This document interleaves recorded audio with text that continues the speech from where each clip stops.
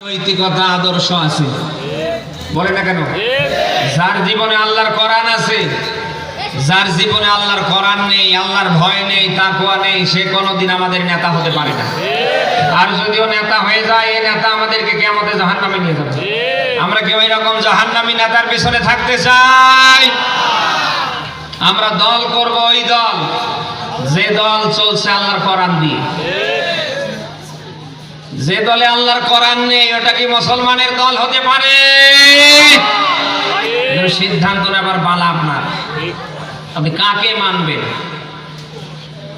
আমাদের কঠিন মুসিবতের দিন যখন কায়েম হবে, ওই দিন মানুষ অনেক বিষয় দুঃখ করবে, আফসোস করবে, তার ভেতরে এটাও বলবে, ইয়া ওয়াইলাতা লাইতানি লাম আত্তাখিদ ফুলানান খলিলা। সূরা ফুরকান 25 নাম্বার সূরার 19 নাম্বার পারার প্রথম নাম্বার পৃষ্ঠার 28 নাম্বার আয়াত। যেটা আল্লাহ পাক বলেন, কিয়ামতের ময়দানে মানুষ এ নিয়ে দুঃখ করবে, আফসোস করবে। আল্লাহ দুনিয়ায় জিন্দা থাকতে ওই মানুষগুলির যদি খলিল করতাম, ওদেরকে যদি আমরা নেতা মানতাম, যারা তোমার বিধান দিয়ে সমাজ রাষ্ট্র চালাতে চেয়েছিল, শতভাগ অন্যায় রোধ করতে চেয়েছিল, তাহলে এমন মানুষদের যদি আমরা খলিল করতাম, এদের নেতৃত্ব মানতাম, আমাদের আমানত নামক ভোট দিয়ে আমরা চেয়ারে বসাতাম, অন্তত আজ এই জাহান্নামের দ্বার প্রান্তে আমাদের আশা লাগতো না। এটা মানুষ বলবে কখন? মরার পরে না আগে? বলে ওই দিন বলে কোনো লাভ হবে?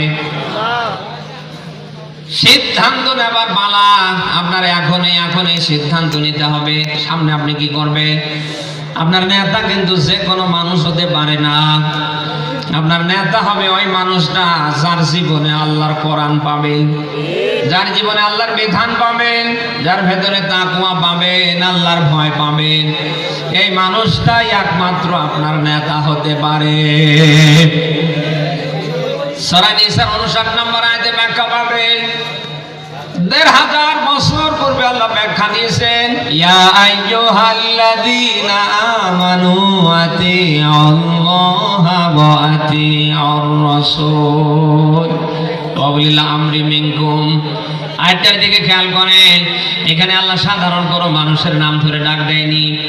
যাদের ঈমান আছে, যাদের বিশ্বাস আছে, এমন কোয়ালিটি ফুল সম্পূর্ণ ঈমানদারদের ধরে আল্লাহ ডাক দিয়ে আল্লাহ বসে নেই। আল্লাহ তাআলা বলেন, আতিউল্লাহ ওয়া আতিউর রাসূল, আমি আল্লাহ আমার রাসূলের ইতাআত করো।